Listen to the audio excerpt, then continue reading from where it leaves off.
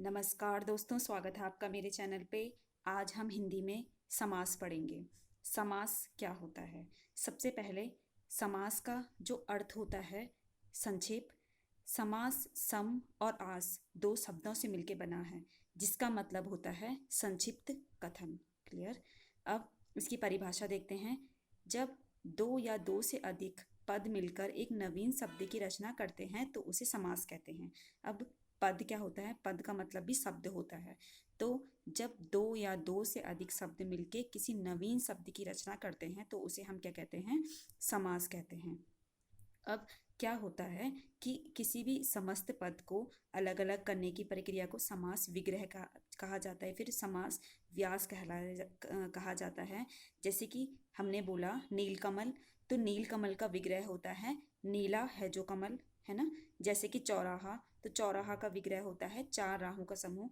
और इसी तरह से जो समास होता है, समास में दो पद होते हैं, पूर्व पद होता है और उत्तर पद होता है। पद का मतलब मैंने शब्द बताया आपको। तो पूरा पद जैसे होता है ना कि प्लस से पहले वो पूरा पद होता है, अब प्लस के बाद उसे हम उत्तर पद कहते हैं। जैसे कि हमने कहा राजपुत्र, है ना। तो राजपुत्र में जो राज है वो पूरा पद है और जो पुत्र है वो उत्तर पद है। क्लियर? होप सो आप तो आपको यहाँ तक क्लियर होगा। अब आगे चलते हैं। जो समास है, समास के 6 प्रकार होते हैं। ये बहुत इंपॉर्टेंट है, कई बार आता है, ये नंबर आते हैं। जैसे समास के कितने भेद होते हैं, विशेषण के कितने भेद होते हैं, क्रिया के कितने भेद होते हैं, कारक कितने होते हैं। तो ये नंबर कभी कभी मतलब कई बार मतलब आते हैं। तो समास के 6 भेद होते हैं। अव्ययी भाव, तत्पुरुष, कर्मधारय, द्विगु, द्वंद्व और बहुव्रीहि। अब थोड़ा बहुत बेसिक यहाँ पे मैं आपको बता दूंगी तो आपको आगे प्रॉब्लम नहीं होगी। सबसे पहले अव्ययी भाव समास। जैसे कि आपको पता चल रहा है कि इसमें अव्यय यूज हुए हैं। अब अव्यय क्या होते हैं? अव्यय कुछ ऐसे शब्द होते हैं जो जिनका मतलब ना जिनकी कुछ जैसे मतलब हम मैं एग्जांपल आपको देती हूँ। जैसे कि अनु, आ, प्रति, भर, यथा, हर। तो मतलब क्या होता है कि जैसे मतलब प्रतिदिन, है ना, यथासंभव, अनुरूप। तो जैसे इनमें स्टार्टिंग का लगा होता है ना, तो उसे अव्यय भाव समास अव्यय कहते हैं। और अव्यय क्या होते हैं कि जैसे मानवादी किसी के भी साथ यूज होते हैं, जैसे वो पुल्लिंग हो, स्त्रीलिंग हो, किसी किसी वस्तु के साथ यूज हो, तो ये मतलब चेंज नहीं होते हैं, इन पे कोई फर्क नहीं पड़ता, ये इनका व्यय नहीं होता, ये खर्च नहीं होते हैं, तो इन्हें अव्यय कहते हैं। मतलब ऐसा नहीं है कि किसी लड़की के लिए अगर यूज हुआ है प्रतिदिन तो ऐसा नहीं कि वो चेंज हो जाएगा, है ना। किसी लड़के के लिए भी प्रतिदिन ही आएगा, लड़की के लिए भी प्रतिदिन ही आएगा, क्योंकि उनका आपस में कोई चेंज नहीं होता है, तो इसलिए इसमें अव्यय कहते हैं। अब कर्मधारय। कर्मधारय में हमेशा आपको एक चीज याद रखनी है कि कर्मधारय में क्या होता है। कर्मधारय में हमेशा विशेषण और विशेष्य यूज होते हैं। मतलब एक विशेषण होगा, मतलब एक क्वालिटी बताई जाएगी, और विशेष्य मतलब जिसकी क्वालिटी बताई जाएगी। विशेषण, विशेष्य, फिर उपमेय, उपमान का यूज किस में होगा? कर्मधारय में। अब तत्पुरुष। तत्पुरुष में कारक चिन्ह आते हैं। वैसे तो कारक चिन्ह पूछे जाते हैं कई बार कि कितने होते हैं, टोटल होते हैं 8। पर स्टार्टिंग के जो कर्ता और लास्ट का जो संबोधन होता है उसे हटा के कारक चिन्ह 6 होते हैं। क्लियर? द्वंद्व। द्वंद्व का मतलब होता है योजक चिन्ह। द्वंद्व में हमेशा योजक चिन्ह आएंगे, जैसे कि भाई बहन, है ना। मतलब एक तरीके से मतलब अपोजिट वर्ड्स यूज होते हैं द्वंद्व समास में। द्विगु में, द्विगु मतलब नंबर। जिस समास में नंबर का यूज होगा, जैसे चौराहा, चार राहों का समूह, दोपहर, है ना, दोपहर का समूह, दोपहरों का समूह। तो जहाँ पे समूह यूज होगा, नंबर यूज होगा, तो वहां पे द्विगु समास। और बहुवीरी। बहुवीरी में क्या होता है कि किसी थर्ड पर्सन की बात की जाती है ना। तो ये मैं आगे आपको धीरे धीरे बताऊंगी, तो यहाँ पे मैंने आपको सिर्फ बेसिक बताया है। सबसे पहले अव्ययीभाव समास, डेफिनेशन पे आते हैं। जिस समास का पूरा पद अव्यय तथा प्रधान होता है। प्रधान का मतलब होता है मतलब इंपॉर्टेंट होता है, वो मेन रोल प्ले करता है। तो पूरा पद, क्योंकि इस समास को हम अव्यय से पहचानते हैं ना, तो इसका जो पूरा पद होगा, जैसे ये वाला पार्ट है यथा साध्य में, ये वाला पार्ट है ना, तो ये वाला पूरा पद है ना। और ये इसी से हम इस समास को पहचानते हैं, तो ये प्रधान होता है, तो इसे अव्ययभाव समास कहते हैं। क्लियर? जैसे कि प्रतिदिन हो गया, है ना। तो जिसे मतलब जैसे कि हम बोलेंगे अनुरूप हो गया, भरपेट हो गया, क्लियर। तो ये हमारा अव्ययभाव समास है। इसके बाद आता है तत्पुरुष।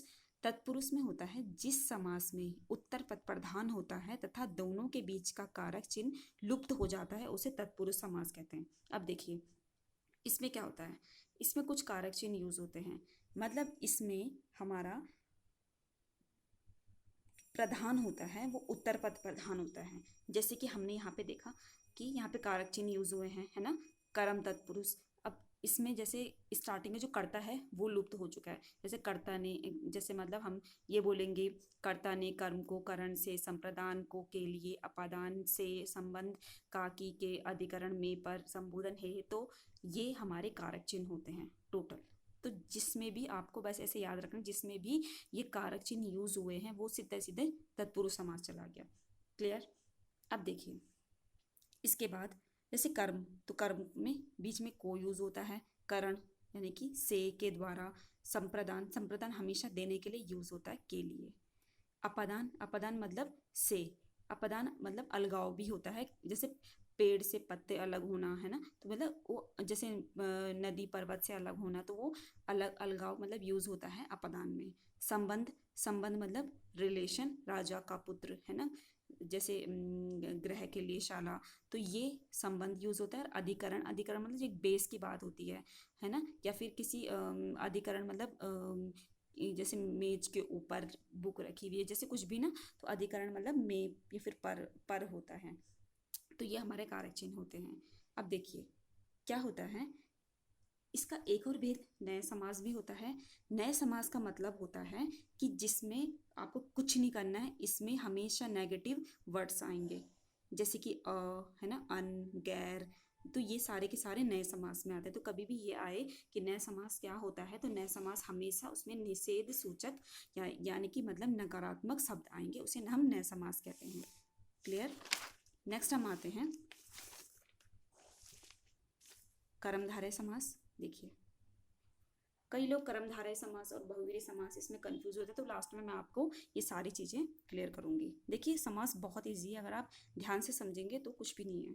देखिए कर्मधारय समास में क्या होता है, इसमें मैं आपको इसमें एग्जाम्पल से समझाती हूँ। जैसे कि हमने क्या किया, दीनानाथ। क्लियर। तो इसमें मैंने आपको कहा कि विशेषण और विशेष्य का यूज होता है। देखिए दीनानाथ में जो दीन है ना, दीना, तो ये हमारा विशेषण है, और नाथ तो यानी कि नाथ मतलब हमारे प्रभु, तो नाथ यानी कि विशेषण जिनकी बात की जा रही है।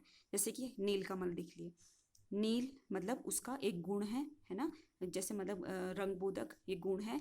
तो इसमें क्या है, कमल विशेष्य, जैसे मोटा लड़का, तो यानी कि जो मोटा है वो उसका विशेषण है कि वो कैसा है, मतलब उसकी दशा की बात हो रही है, वो कैसा है, वो मोटा है। और किसकी बात हो रही है, लड़के की बात हो रही है, तो वो विशेष्य होता है।